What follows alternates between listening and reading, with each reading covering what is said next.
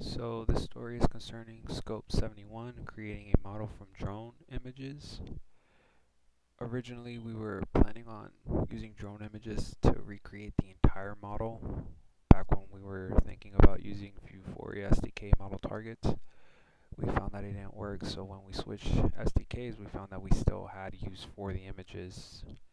So if you go here on Wikitude Studio, you you create a project, basically a target.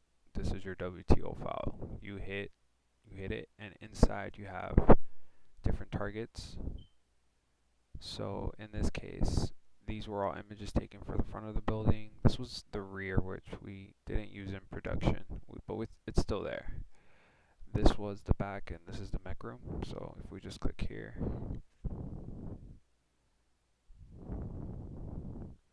you see a mesh.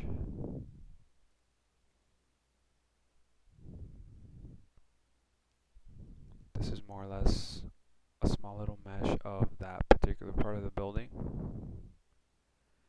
And those are all the targets that the camera will recognize when pointed. And so just to be able to use this, you just hit download WTO and it'll send it to your email and you just download it. And that pretty much concludes this user story.